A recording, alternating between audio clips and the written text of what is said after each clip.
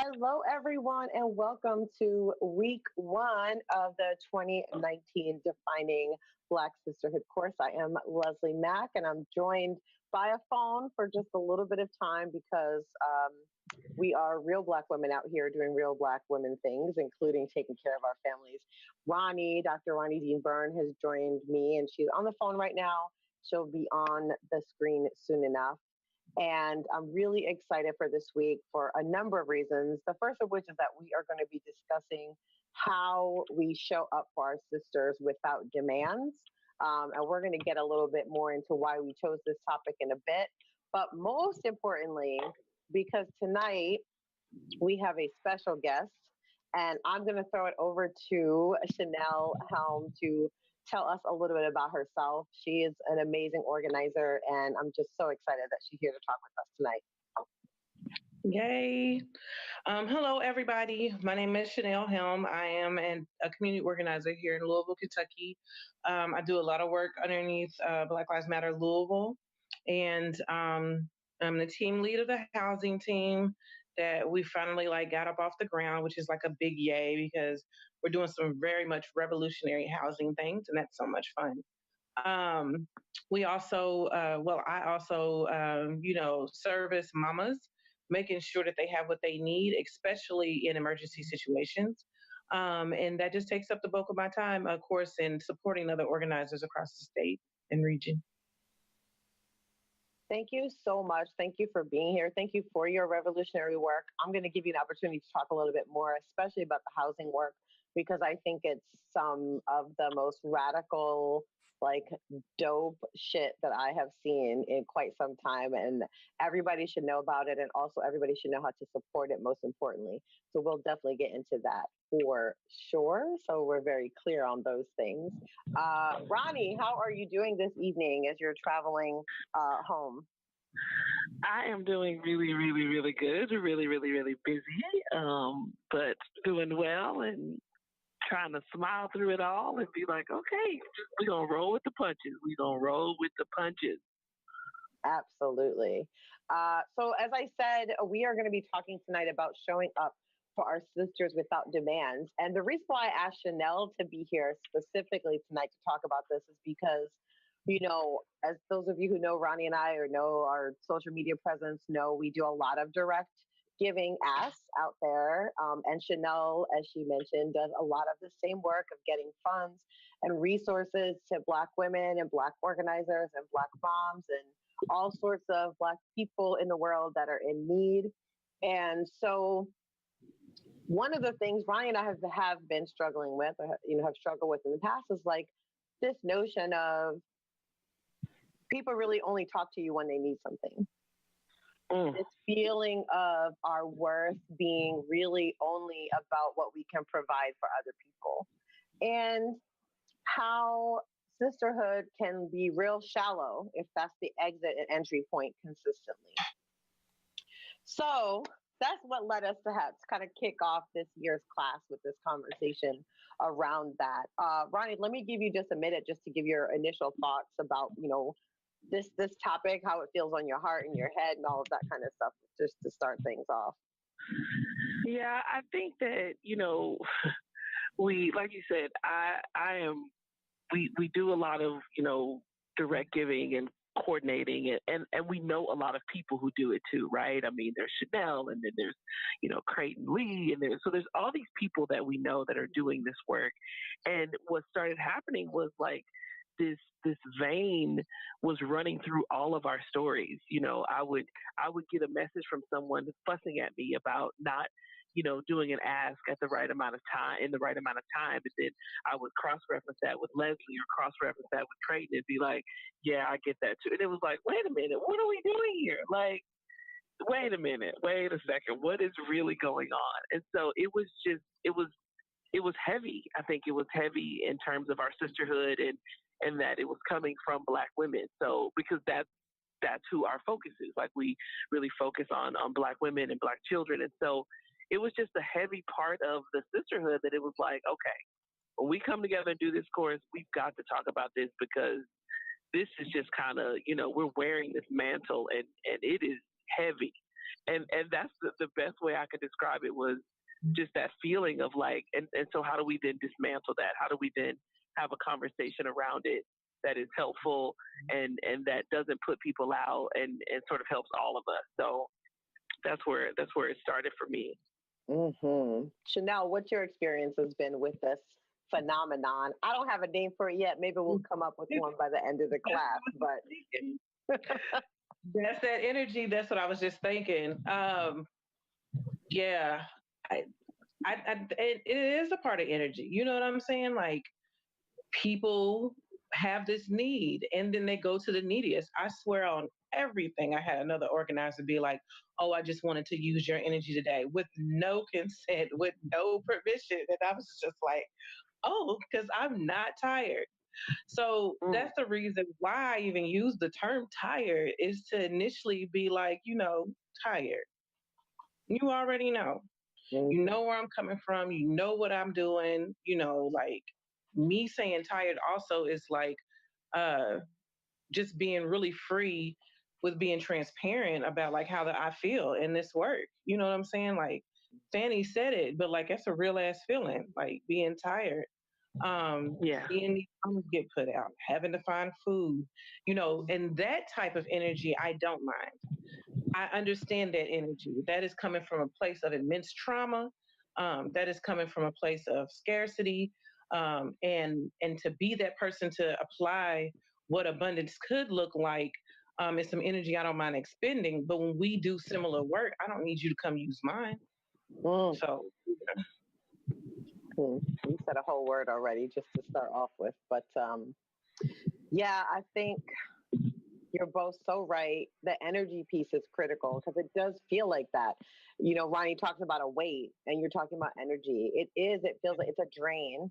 And it's hard to say no. It's hard to make that boundary, which for folks that were able to access the syllabus for this week, there were a lot of links focused on setting boundaries, how we set healthy boundaries, because I think that's really tied up into this question of how we show up for our sisters without demands. But before we get to that part of the conversation on boundary setting, I guess I wanted to talk about like how we got here. Like, the three of us were not born, went to school, just started doing work in the world and being the people that we are. This wasn't any of our initial visions, right, for ourselves. And yet, I think that we found it important to use our voice, our reach, our resources to support other people that we know are dealing with difficult situations. But how did we make this switch? How did we get to the point that the draining of our energy is something that becomes expected?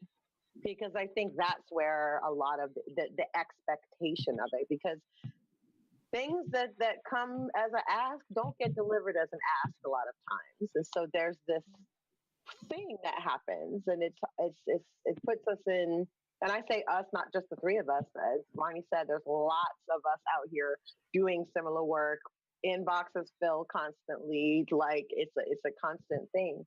And I'm just wondering, what about 2019, 2018, 2017, 2016, all of this last couple of years have brought us to this place?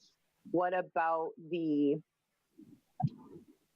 positioning of Black women within movement spaces has allowed this to become the norm? I'll throw it to either one of you that wants to start because, yeah. Okay, yeah, who's going first? Okay, I can.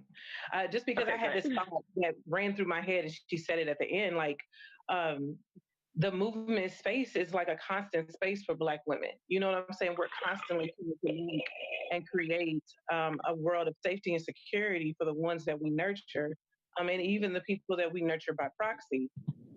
My daughter has been watching videos on YouTube of people just doing stuff on Inside Edition. She's eccentric. Anyway, one of the videos was just showing like all these Black bus drivers just doing all these amazing things for people. And I just happened to notice, like one day we're all black, and then the last few were women, and it reminded me of us. Like one of the bus drivers got their phone out and was putting, everything all up in the phone and just answering that call.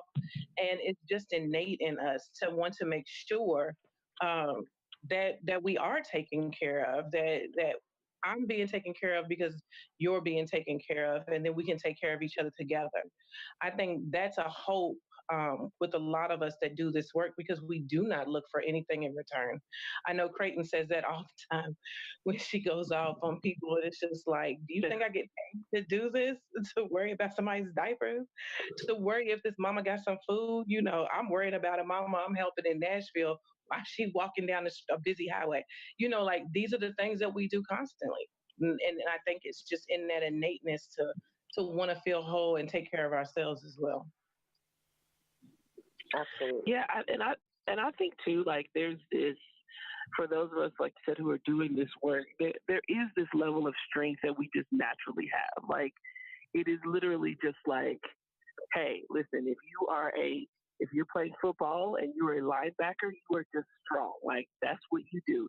If you're a running back, you're fast. Maybe not as strong as. So like in a sense, we have this natural strength. Period. And so that's probably how we all ended up here was that we have this ability to kind of carry, 2, 3, 4, 7, 19 people at once in various ways. And that's sort of how we arrived at doing the work. I always think that's the beginning is like, we've displayed some level of strength that maybe we didn't even realize we had, but it just kind of came out, right? And I think there's probably a pivotal moment for all of us where our strength was tested, for me, obviously it was Hurricane Harvey. And when that disaster hit, it was like, okay, something has to be done, period, boom. It was literally like that ISO boom moment, right? Like, I got to do this work. So I'm going to do this work. And so that strength piece just showed up because it's part of who we are, right? And then how we get to this place where it becomes heavy. Well, good Lord, do we have all day? Because because I think that strength then becomes a double-edged sword because people go, oh, Leslie's really strong. She can handle this. Oh, so is Chanelle. Oh, I could just chunk this her way. It's good. We good for that. So I think that's sort of how we get to this place. Oh, yes, absolutely. So I do want to dive in a little bit about boundary setting because I think it's something that's important in sisterhood, generally speaking. And I also think that this heaviness that we talk about, this expectation of service that is put upon Black women, is not only to organizers, right? This is something that I think, Chanelle, you're talking about Black bus drivers, and we see this teachers, we see this, anywhere that you see Black women in the world, we see this continual, I think there's even studies that show in workplaces that Black women tend to do more work in those spaces, the work that isn't counted for, right? The bringing in extra things, all that stuff that happens in office settings. So we're going to talk next week about the workplace, but what is it about the makeup of Black sisterhood that makes setting boundaries more difficult? What is it? What is the construct of it? Is it our deep commitment to each other? Because that was the first thing that went to my head, was kind of like, we never want to leave one of our sisters behind. And that kind of responsibility is something we don't take lightly. And so it can be exploited very, very easily because we feel so strongly about it. It's something that's innate to us. And we feel it. I know for me, it's a calling. I don't see it as a choice. I see it as something that's just in my being, how I was raised, how I came to be in the world. All of the many Black women that held me to make sure I grew up and became an actual adult. Chanelle, what do you think? What makes these boundaries so hard to set for us? I think it is that collective historical nature around just the trauma that we've all gone through. We know. it almost, and I know this is going to sound like so totally outrageous, a little bit beyond the colorism factor too, because if you're intersexual enough, you understand what you need to do for someone who's darker, for disabled people, and especially for our trans, GNC, and LGBTQ. We know what this trauma is. It's familiar. We live vicariously like that, and I think that's what makes our getting to the boundary very much hard, because the trauma is also too familiar. It's also really about identifying with a lot of that hurt and that pain, because I do find myself having to tell these stories of how we're similar. Just because I have resources and just because I have the solution doesn't mean that I haven't gone through something, because you do get that a lot. Why me? Why is this happening to me? As is, it only happens to us only. And to actually tell some of these mamas that, like, you're not the first one, and this is a continual pain, and some of it is systemic, like the targeted mamas. It's so hard to tell them, and help them realize that they're targeted. Of course, it's not something I can tell them right away. That would be all too shocking. I don't even know what that trauma looks like, trying to get past one part of stability. And that's why I do crisis to stability work, because that just eats on everybody, not being able to know. And I think that's the other part. As a Black woman, a Black femme, that not being able to know puts us in so many different places, not only physically, but mentally. And we do it very much, really fast too. We are all over the place with everything. We're trying to take care of everything and everyone, and missing even taking care of ourselves. And so we know what it's like. Sister girl, you need to get that massage. You need to make sure you're eating. Are you drinking water? Things like that. Or have I drunk some water? Have I, taken care of myself? So, yeah. Yeah, absolutely. Gosh, just so much of that resonated with me. We welcome to the screen now Dr. Roni Dean-Burren. Hey. So what are your thoughts around that, around boundaries? Like, why is it so hard for us to set these boundaries? I think, there's some guilt in there. There's some feelings of responsibility. It's hard to shake them off. I was going to start with the guilt. I think, and I've shared this with Leslie, I've shared this with anybody who will listen, because I do have a therapist. And one of the things I'm literally talking about with my therapist now is like, how to stop beating myself up so much, right? And I think that because as Black women, we've probably seen our mothers carry the weight of the world, and our aunties do it, and the church mothers do it. And like, we've seen Black women do this over and over, right? And it looked like, and maybe it was that, like, it looks like my grandmother never said no to anybody. She said yes to everybody, right? Like, that's what it looks like to me. Maybe she did say no, I don't know, but it didn't appear that way. So because we've seen, I think, this model of like Black women who are just like, they're doing it all, there's this guilt around saying no. There's this guilt around like, I'm not doing anything over Christmas or over the holidays, or like, there's so much guilt around it. And when you do set a boundary, there are people who are going to be mad about it. They really are. Like, when you say, hey, I'm not going to do any more asks on Facebook Messenger, I'm going to send you to my website. Well, why I got to be like that? Well, what? And so like, there's this whole like piece of it where you're just like, it ain't gotta be like that. Like, but I do need space, I do like have a life. Like, again, I'm going back to Creighton. She said this today. I got a whole life and like 2 whole babies to take care of right now. Like, ain't nobody paying me to worry about somebody else's rent, and it feels bad to say that, but at the same time, my head got to be right too, and like, I have to be able to set a boundary and say, okay, I'm actually on vacation, and that's it. And that's okay to be there. But like I said, I think there's just guilt around it because we've watched our mothers and aunties and uncles and just Black folks in general take care of Black folks. And it looks like nobody ever said no to anybody. And again, maybe they did, they just didn't tell us that.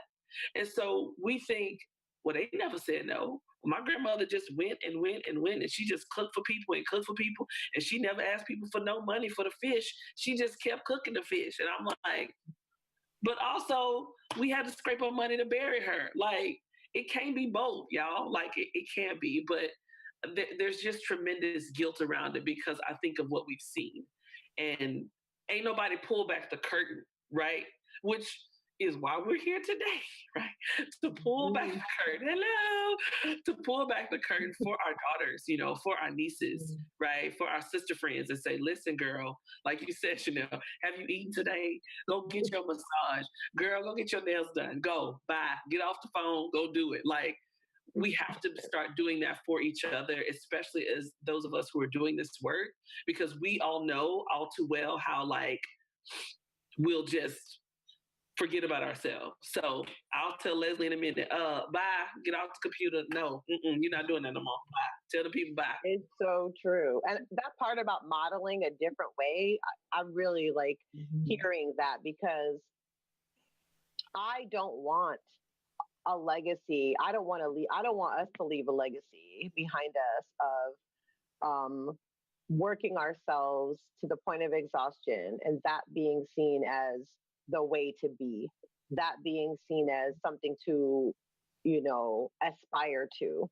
I want young women and gender nonconforming Black folks, younger folks as well, just to see that doing this work does not cleave off your ability to be a human being, does not cleave off your humanity, does not cleave off the needs that we have as people in the world, and that we have to be honest about when it's too much, when it's too heavy, when we just need some time, when we have to say no, even though it doesn't feel good to say it, because we just have to in that moment. And that's another reason why we wanted to have this conversation, to just, as she said, pull back the curtain, to be honest, to lay it out here.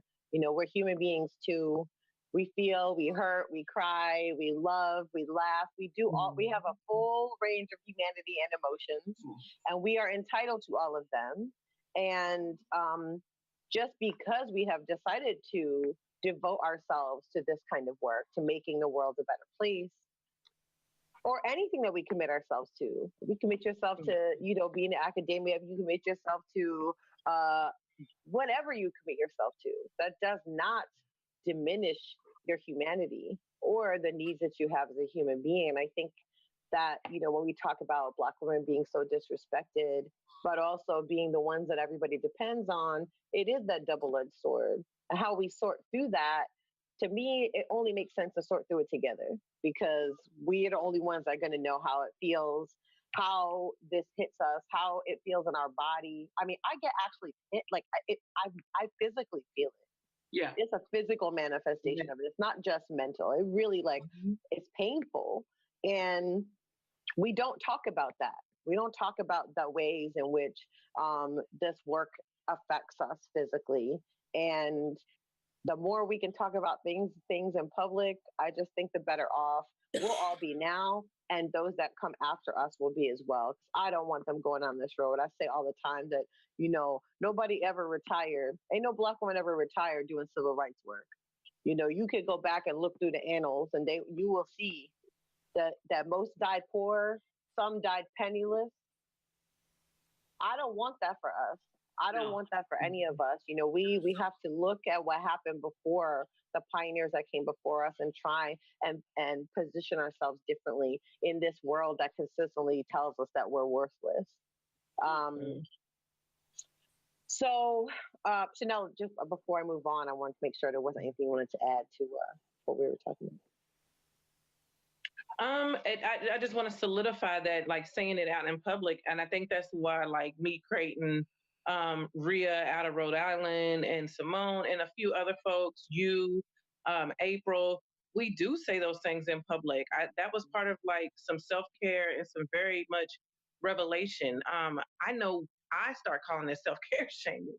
It was just like, yes, y'all understand the work that I'm doing, but like this constantly not even checking in on the work, but trying to check in on me first is a whole lot of shaming. And you don't even know what I do. I will take a bath in the middle of the day, or even if I got a meeting, where you at? I'm in the tub. You wanted to talk to me, I need to take a bath. It's fine. We have bougie lunches with my team here. You know, like shit gets to, you know what? Some of the mamas, you got to come to brunch with us. We're gonna have mimosas because we can't do this. I've worked that into their support needs, like people needing to understand she needs to go get her feet done. She needs to go have somebody rub her hands. You know, hitting up some of my friends who are beauticians. Can you do their hair for them? Even some of our bailouts. And just making sure that they know that they can also go seek therapy, that they can also go talk to someone, that they can tell somebody all the things that are going on with them, because what is happening is something that we cannot keep bottled up inside. Stress is physical. It is physical. That pain, your back hurts, you getting headaches at a particular time or a particular situation, that is stress. And I know a lot of times we'd be like, when we cuckoo, we just stress. No, stress shows up any type of way. And so trying to help them understand those things too, while they're in crisis, but also our organizers, because we try to bypass, like, I can't let this happen to me. I also do border support and just letting them know too, getting into this work for the first time, like Roni said, in a crisis, having to do rapid response. A lot of people don't think about that. You are constantly going. You may not even use the restroom for a whole ass day. You know what I'm saying? You are constantly going. And then you automatically, these young organizers are burning out like extremely fast. You have got to rest. Unfortunately, sadly, and depressingly, that work will still be there. White supremacy has made sure they put some anchors in. We're gonna get them, but like we can't do that if we gone. We can't. Absolutely. Oh my gosh. All of that. So I wanted to talk a little bit about some ways in which you felt how people have approached you has made you feel disrespected. Because I think it's important to name that, and let that be specific about what about it was the thing that was like, oh, like where you know when you turn your head just that little bit when you read it or you hear it, you're like, wait a second, who are you? Are you talking to me? Like, there's those moments, and so hold up. And I want to have a little bit of a back and forth about that, because I think a lot of times people think they're the only ones asking, and I think a lot of times the approach is because of that. So I will just say that. Also, no, you're not the only one asking, but it hurts when it comes from Black women because of the deep responsibility that we feel. And so I wanted to just talk about, like, how has it come to you, and what is that moment like for you when you're just like, oh, that one came from the way wrong side, that feeling of that. Chanelle laughing because I know you've had it so many times. Like, I have had, first of all, I've had people approach me in person, like see me in the store or at a church or whatever, and just, hey, I know you be doing all that stuff for them people that you don't even really know, but you know me. Can you help me with? And it's like, or just for me, like that messenger request with no greeting, just, I'm in Chanelle inbox. I need $300 for rent, and here's my Cash App. And you'd be like, good morning. How you doing? I mean, what's the weather like? I'm fine. Thanks for asking. Like, that just sends me. And like you said, I get it when you're in need. And again, that was one of the things that that Harvey taught me, was like, when people are in crisis, like, and it's so funny because in those moments I can deal with it. Like, everybody, we all trying to get out of the water, like, but like just on a Tuesday, just my sister emailed you, but she said you to email her back, but she needs $6,000. Can you put it on your page? And I just be Help me, Lord Jesus, on today. So it's those like, I guess that those move into like Chanelle is cracking up. That's not even an ask anymore. That's a demand. That's like you coming to me like, boom. You know what I'm saying? Like, do this work, Roni, right? Like it just, and again, and it goes back to that being conflicted about the boundaries because I get it. You have a need. But I'm like, listen, one of the main conversations I have with my 15 and my 18-year-old children right now is your mommy is a person. I'm a person. I'm a person. I'm not just mommy with no emotions and emotional punching back. I'm a person. So I think when I feel like I'm approached like I'm not a person, that it does me all the way in. Just goes up one side of me and down the other. So that's me. That's me. How about you, Chanelle? How has that approach been, that disrespectful place where you feel like, ooh? First of all, I'm so glad I don't handle the funds. I'd be like, that's not how we're getting ready to do. Because I saw that pop off. When did we really get heavy in the funding? I think was like 2017, maybe 2016. And I was just like, first of all, you didn't, that's you in my PayPal. No, decline. Absolutely not. What are you doing? I didn't see it. It didn't come through. I'm sorry. What is it that you need though? Like let's explore some of the ways that we can find this resource because not in my PayPal. It's not there. It's not there. Um, but yeah, the texting you over and over again. What are you doing? Feeding my kids. I just put them on the bus. Where's yours? No, I've never asked somebody where their kids are. But it's also like being a part of a mom. You know what they mean. You know what they mean, and they just cut you so deep real quick, and you just be like, okay, what's wrong? Like, let's go through some other things. You need 6,000. I need 6,000 too. Like, I feel you on that. But that's why I'm really laughing because one of the we had to start a scammers list. Listen,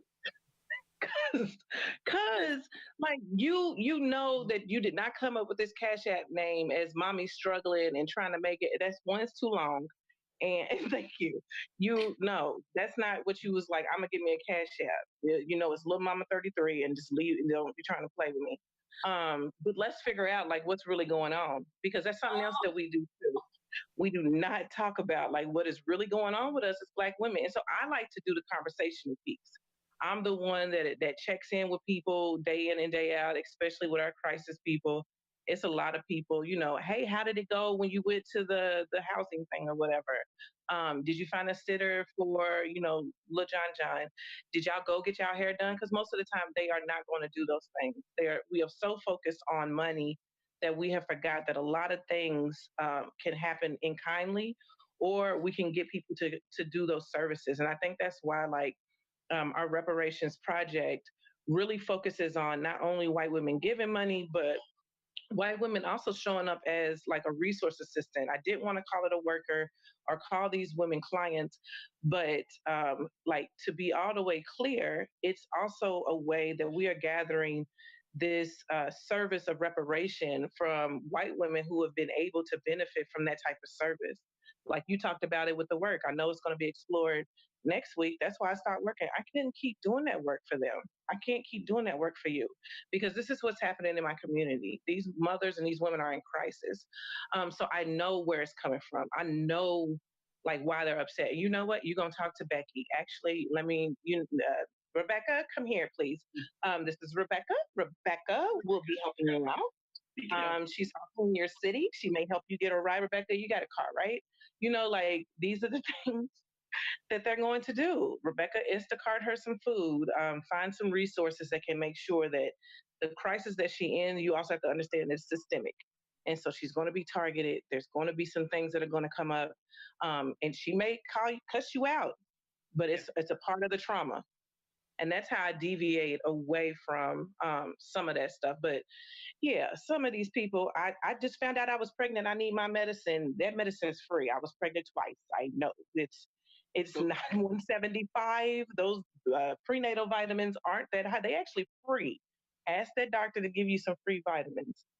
Girl talking about I'm about to pass out. I need a pizza. It's not funny, y'all. They just be telling us whatever just to be trying to get something. You just be like, I already know. It's so true. I wish y'all could see our back end chat so we be in, because that's where the real magic happens. It's quite funny, but it is, it's funny, Chanelle, we do have this kind of like backbone of like support where we'll just be like, girl, you're not gonna believe this one. Like, you know what I mean? Like there's this notion of that. And I think like we have to bring the joy. Like to me, that's the joy part of it, right? Where you have to be like, okay, you have to laugh a little bit. You have to have a sense of humor, because honestly, we just cry otherwise. And it reminds you of the scene from Whitney Houston and your girl and them. Waiting to Exhale. Waiting to Exhale, yeah. And that's where this happened today. Rhea is sharing like her list, and she was like, I think some of these are fake. I looked at that list and I said, Rhea, I can tell some of them are fake. She's like, how you know? I was like, look how much they asked for. That is like $400 on the dollar. What is $400 on the dollar? The other thing is they live right down the street from each other. That's 6 people live right down the street from each other. And them names, her name is not Ingrid. I don't even know how you say that. Something. It was like an old lady's name mixed in with something else. She had like 3 kids. And then you could just tell with the phone numbers. I was like, no, Rhea. She was like, are you sure? It was like that part in the phone call, you bye girl. Just hang up on me. Bye, girl. Bye girl. Bye. Girl, go. Oh, goodness. Girl, go. I don't have that kind of time. No. Oh, that is so funny. So I guess for this last part of the convo, I want to talk about like, how do we show up better, and how do we help others do the same? How do we show up for each other in ways that are not just connected to our labor and our support and the work we might be able to do for them? And what are some healthy ways to make an ask when that happens? Those are kind of 2 questions, but I wanted to just talk a little bit at the end here about that, about some different modeling. I know for me, one of the things I really try to do is, ask people how they're doing, first of all. That goes quite a long way. And also I ask them if they have time. Like that's one of my real big things is if I have an ask, before my ask comes out, I need to know if this is a good time for someone to receive it, right? So for me, that's like a big thing. And that's, I ask people, this isn't just for resources. Even when I asked Chanelle to come here tonight, I was like, hey, girl, you got a minute? Like, you have to approach people in a way that gives them an option to let you know what they can and can't do, how they can and can't show up. And I think that's just a part of, modeling that is really critical for those younger than us, because I don't want to see them treating each other this way either. Chanelle mentions burnout and these young organizers. Like, it's so real. Like, it's frightening to me to watch it happen so fast, because this work will snatch you in and it'll spit you right back out. And if you don't have a good center or a good support system, like, it's really, really difficult to do. So what are some ways that y'all think, Roni, I'll start with you, about, how to connect with people, even if it is going to be an ask? What are some ways that you found work well, are received well, and are important in terms of like preserving good connections, strong connections with each other? I think one of the first things, like you said, always asking people how they're doing. I think that matters. Manners matter. It's important. That's an important thing. I think also it's important that you be a sharer of the work. So if I don't ever share any asks that I see on Leslie's page, or any asks that I see on Chanelle's page, or any asks I see on Creighton's page, or wherever, like if I don't ever share those, and then my first time I show up, I'm like, hey, can you do this shit? Like, I think you're missing it in that way, right?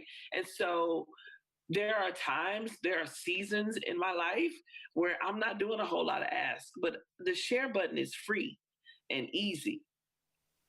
And I know for a fact that I got 6,000 followers. So that ain't that it ain't nothing for me to hit the share button. So I think it's important to be engaged in the work in that way. So even if I'm not the person that people are coming to, there are people here in Houston who people go to. Hey, I could share my friend Brandy does work.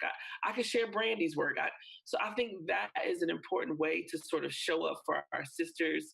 And then I think when you then, and that's not to say that there's sort of this list of ways to get your ask met, because there isn't, but also understand that this is the work. Like, part of the work is that, you sit down at the table and you get fed, but also you go to the kitchen and you cook and you feed others too. Like, and then guess what? Next week you might be eating again. Like, it is never lost on me that something could happen where it's like, I have a need. And so while I don't have a need, I'm in the kitchen.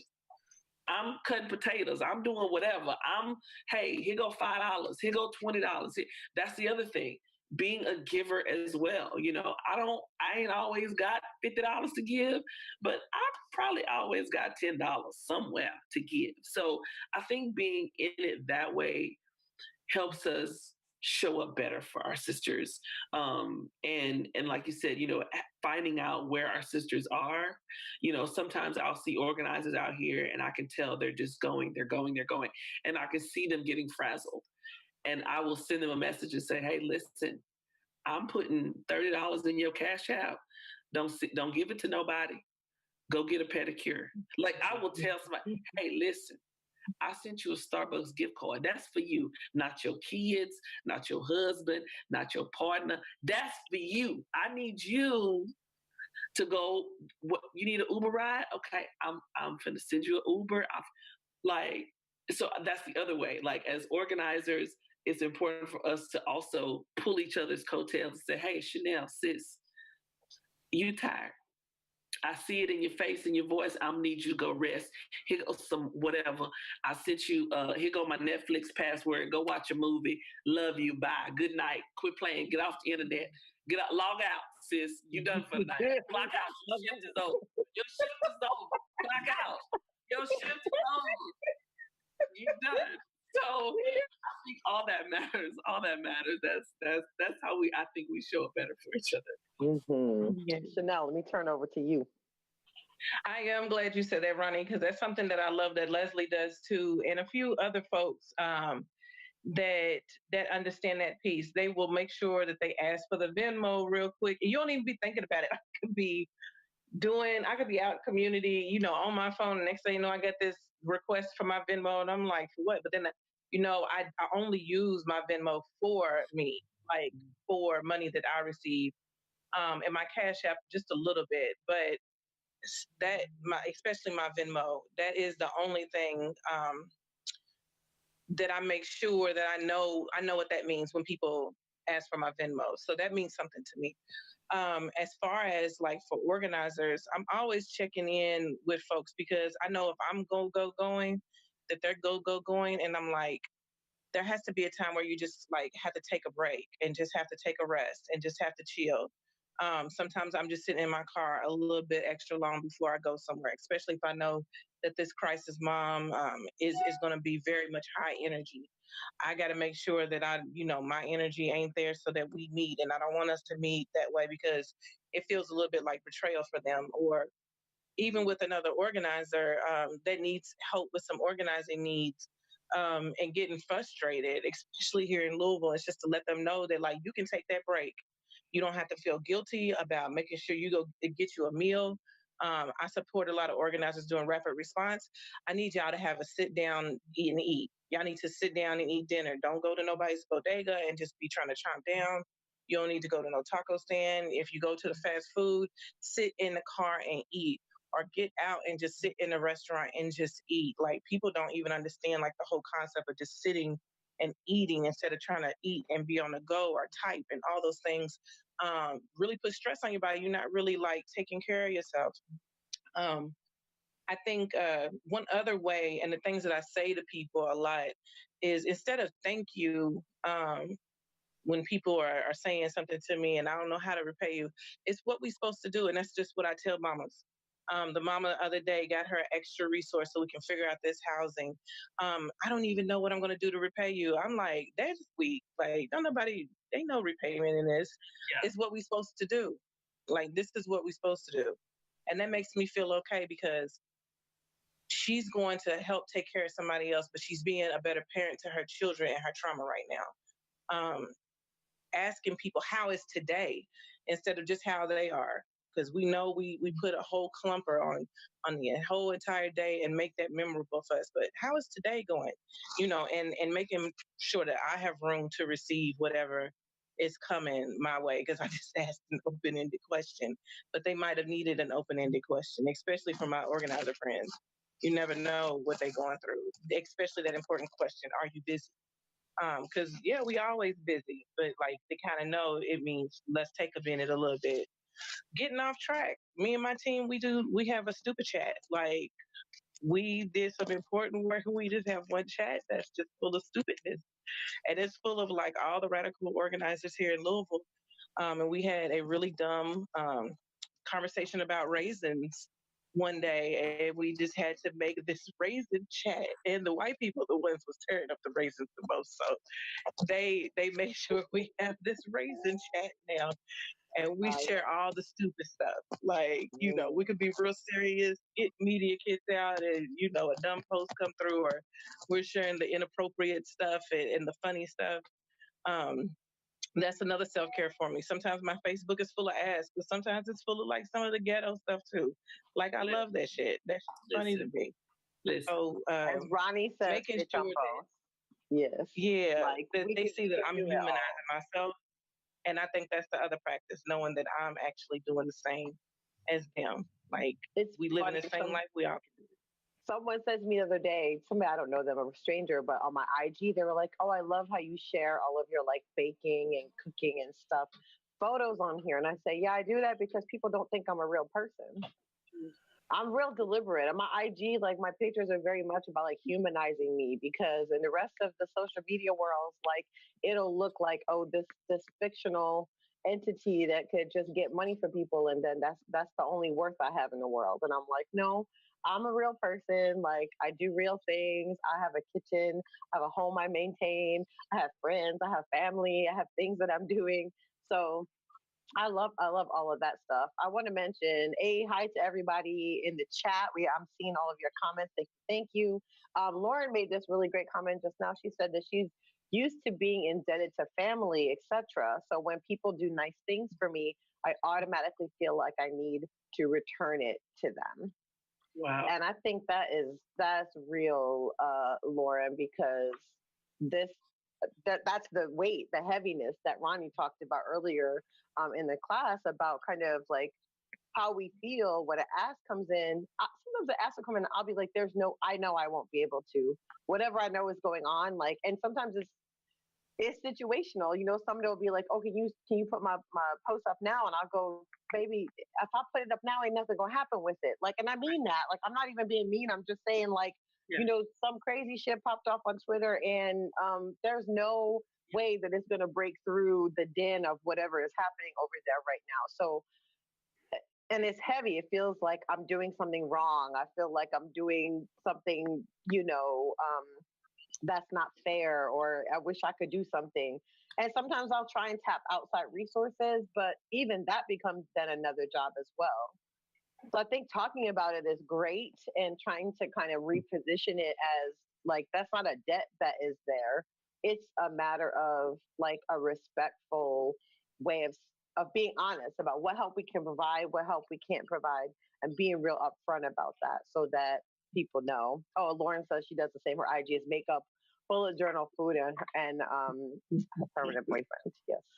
Listen, Lauren got me on bullet journaling, so she's a star. She is superstar. So we're going to be winding down. Before we give our closing kind of comments about the topic, I wanted to give Chanelle a few minutes to talk about this radical ass housing team that you have put together in Louisville. Like, talk a little bit about what it is, and it's more specifically how folks can support it. Yes. So just like anywhere else, we suffer from immense segregation here in Louisville. And I say anywhere else because, of course, I'm talking about the Southeast. Um, and particular part of the city has just been underneath so much systemic, historic, and documented systemic racism and segregation, to the point where they like totally took down our entire like Black Wall Street of Louisville, our shops and stores, stuff that, like, you can't even remember some of these things. Like, you listen to your elders and they can tell you about what happened there, but like they don't know. They can ride down the street and never even know that it looks like that. And so that was one of the things that we were really upset about, was just like, these white people here will save the face of a building all day. Like, they got so many raggedy faces of buildings running around Louisville that y'all won't even put $2 into a part of the city that you benefit from in your whiteness. Like, the residents of West Louisville literally built this city. White flight took over, and that's how we got here. But y'all are willing to make sure that we're the foundation of everything that the city is willing to build on. And what started becoming that, especially with redlining and all different types of ways to disinvest into the housing market here, is that we just have a bulk of vacant and abandoned properties that are still standing. So I kind of like when you think about some of the blocks on Detroit, but like, this is it's kind of they trying to make it cute, let's take care of the yards, let's put up this, let's do art projects. Nah, ain't nobody living in that house. You know what I'm saying? Like, ain't nobody there. You cutting the grass ain't gonna make it look like nobody there, no, because ain't nobody there. And so, like, residents have always just said, y'all want to keep holding the house. If it's just some money, hold the money, or somewhere else. Like, people can live into the house. And so that was like one of the things that got us really boldly thinking. And the owner of the BLM house that we're in is a mortgage underwriter. And she was just like, these finances carry with the people. Carrying them to the property is another way that we're redlining folks. So you trying to tell me that I won't let you grab that house because it has a lien on it. And if the lien is low, pay the lien, but also I can still physically get into the house. So that's part of it. The other part is we have a very high eviction rate. So some very trifling landlords. A lot of these people own homes, don't even live in Louisville, a lot of them. And for the most part, a lot of West Louisvillians are just trying to get the homes and then rent them out to people because we know that people can't afford to buy them. But then, like, our thing was like, let's just find an affordable way to make people homeowners, because unbeknownst to me, people did want to buy houses. I was like, you do? But then, like, the other part was like, I'm going to give somebody this house. You know what I'm saying? Like, it shouldn't even matter. We can do some instant wealth building. Come in here now. We can do some instant wealth building and just like give people the damn house, especially if it's only costing $5,000-$6,000. Like, that's how much these houses cost here. This is where we live at. This is where we are.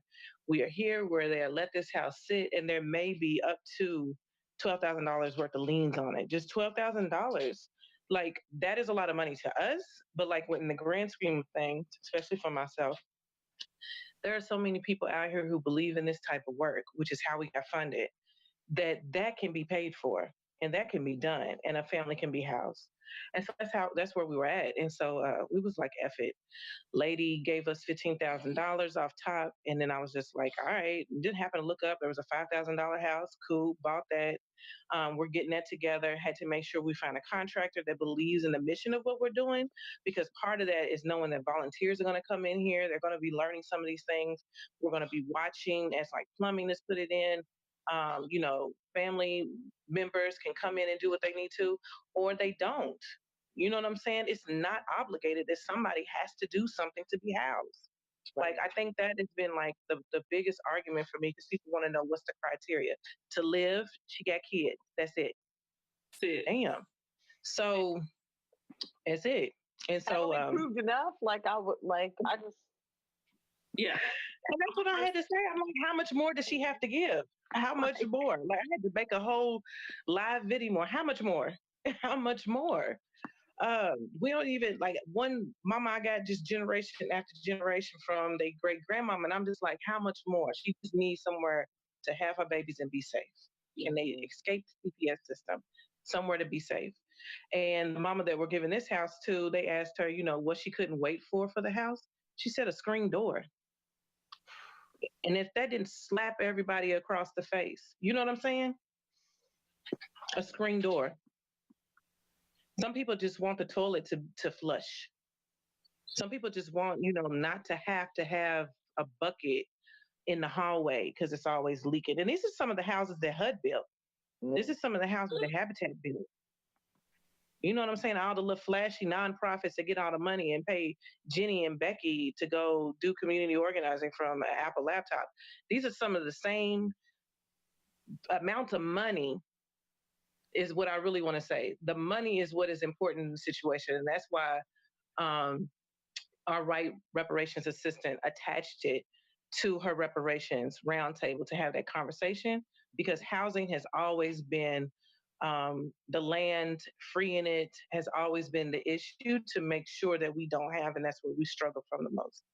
And so that's just something that just sat on my mind. And as we were still like crafting stuff and like building this ship as we sailed it, like so many people were having so many problems, and it was with some of the new developments. And so it was just like, you know what, we ain't even getting ready to go cheap like that. Because I mean, what's the point? What's the point of going cheap? It's going to fuck up in the end. There's going to be mold and all that other stuff. So we've devoted ourselves to not going cheap. It's really, I don't even know how co-ops work, but so many people have put in so much money to make sure that we get it done. Even when I put the call out, hey, the taxes are due, totally forgot all about that. And people are donating money to make sure we pay the taxes for the properties and stuff. People really want communal and collective efforts around grassroots organizing. And I think this is one of the models that's really showing that on the way that we can do it, because I've heard so many people so many times, I got to wait to save up the money to do it. No, we don't, especially on these big ventures. We do not. We just need to try. And so we've damn near we have raised a little over $50,000 in that first year. And it's gone to buying the houses, making sure we can do upkeep on the BLM house, the yards, all those different things, paying neighborhood kids to do the work who love doing the work.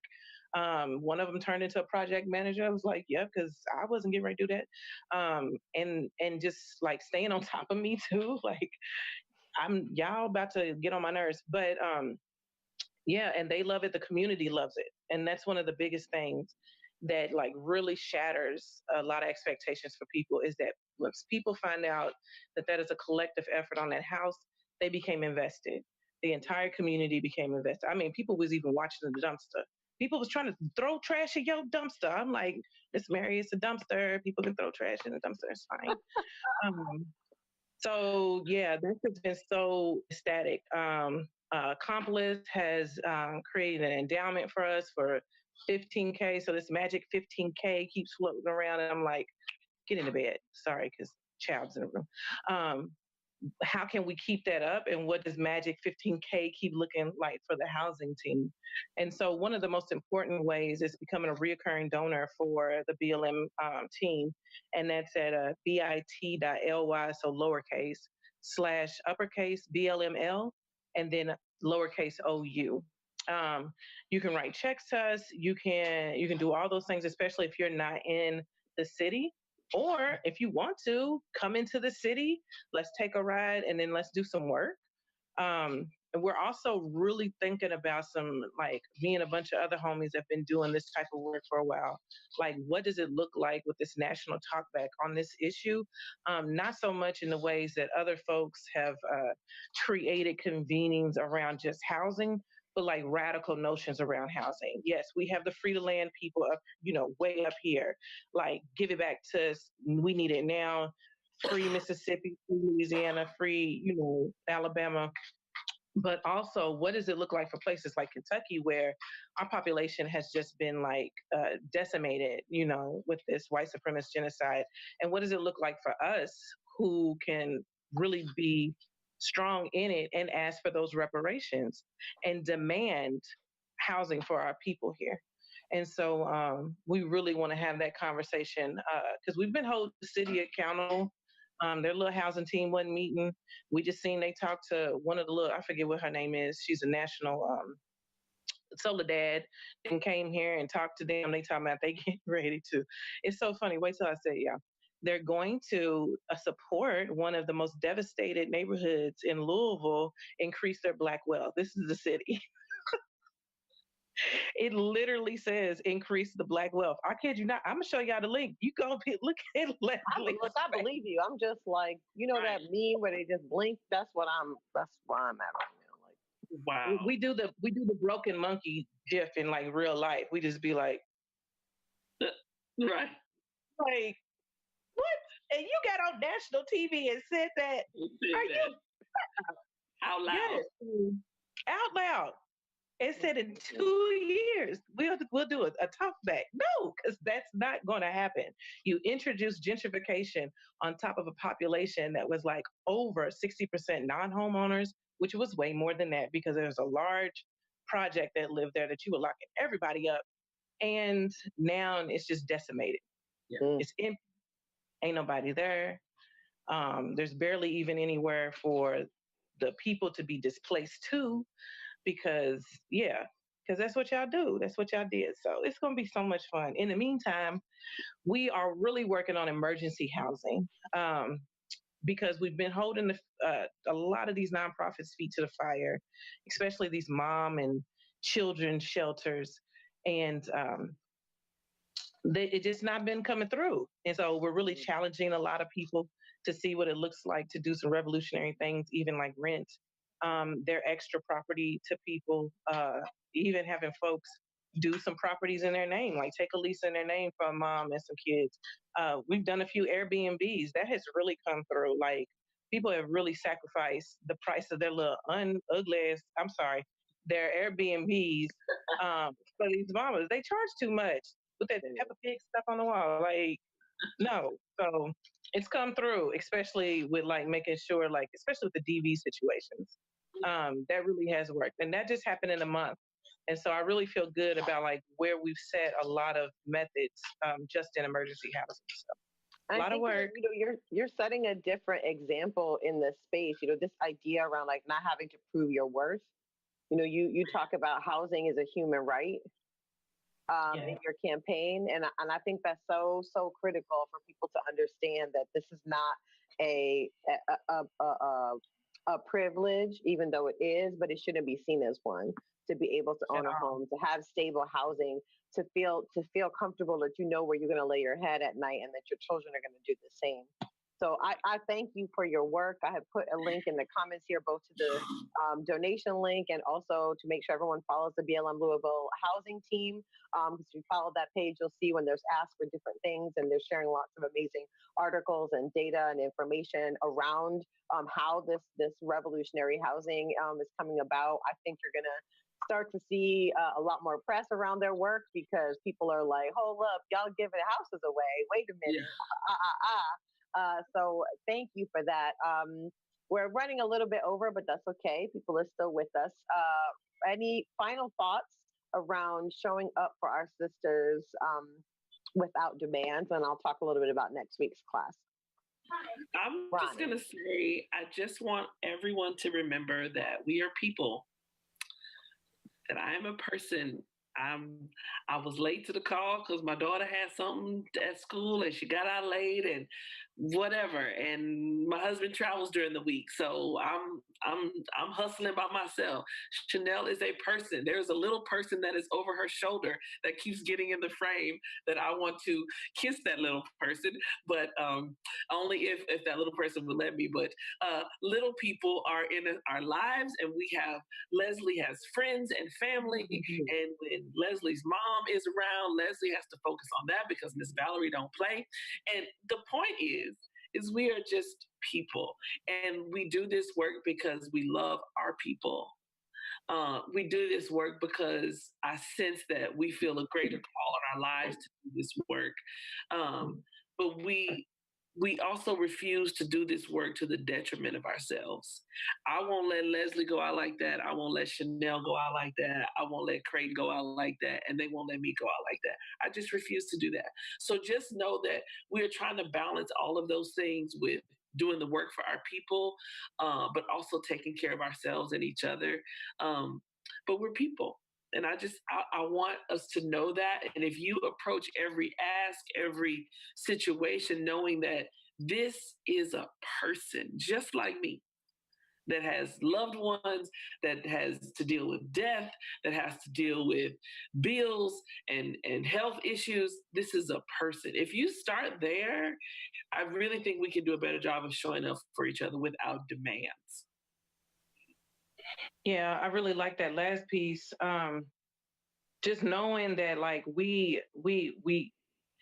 I think I like how Leslie actually amplified, like, looking at this as a human right, but like naturally, we all exist. We are here already, and so we all have the same needs and wants. And so a lot of our needs are either going to be okay or they're not going to be okay. And I think that's a cute little way to say that sometimes some of us are in crisis, and I don't think people understand what crisis really means. Sometimes we think it only means like when the paramedics show up, but like Right. crisis can also mean leaving your house because somebody's beating the mess out of you. Crisis can also mean because you're being targeted by your school, or crisis can also mean that you're about to lose your job because your child is sick, some real life things. And I think what really showed us that we are all not okay is that a few people who work barely livable wage jobs had their jobs taken away from them by our president for a month. And we nearly lost so many communities. I don't think people really put that in the context of what work we do and how that work almost took so many people out. And think about doing this year round, like what it looks like year round for social workers to have to deal with this type of situation, or even organizers who pay attention to that work. Um, I think also knowing that boundaries are okay, because a lot of times we feel like a boundary is like really making something hard.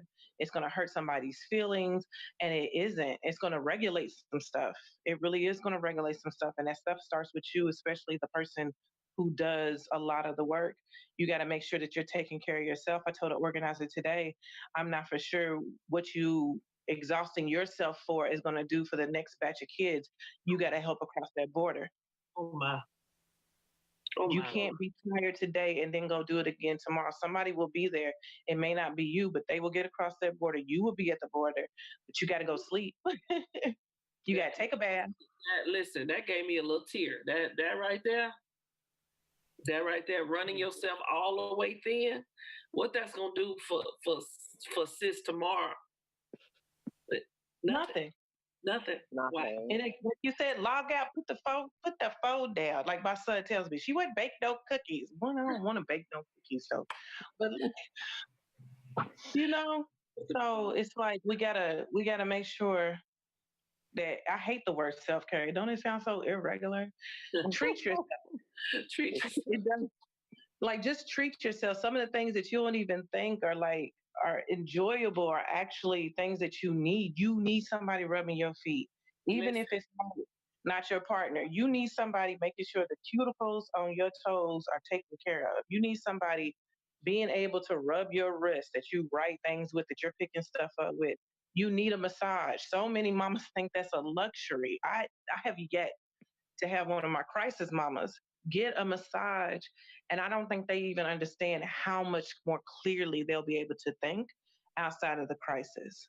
Yep. To get those toxins moving and things like that. So, like, if you're raising money to help people, make sure you're raising money to help people actually, like, just breathe outside of buying cigarettes, outside of, buying a fast food meal real quick because the food was easy. Like, let's start building funds around making sure that these women in crisis can actually, like, indulge in some of the things we take for granted because we have the time. Absolutely. Well, thank you, Chanelle, again. I mean, just giving us this time this evening on top of all the work that you already do. Roni and I put together this course last year and again this year because we think having these conversations in public is critical at this moment, and it's time for us to have these conversations. And I just thank you so much for being here with us and coming to share all of your brilliance. Um, next week, Tuesday, 9:30 p.m. Eastern, we will be talking about showing up for your sisters in the workplace. And we have another special guest, the incredible B. Kwame. My Jamaican sister from Toronto will be with us to talk all about that. And the incredible Austin Channing Brown is putting together a very special kind of 10 tips from her to support each other in the workplace for everyone that is going to be joining us. So I'm excited to talk about that because that's yet another space that we need to be supporting each other more in the workplace, right? So we're going to get into that next week, and y'all will see the syllabus for that in the next couple of days, actually, probably by Thursday. Roni, if you have any final things to share with the folks, otherwise I think we can wrap this up and get out of here. Nothing, just thank y'all for coming. Please keep coming back. Please keep sharing. Again, thank you, Chanelle.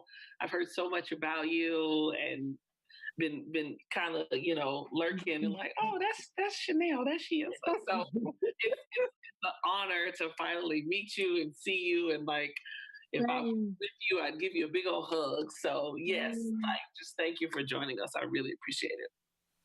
All right, thanks everyone. We'll see y'all next week for My Sister's Keeper. Talk to you soon. Bye. Love y'all. Bye.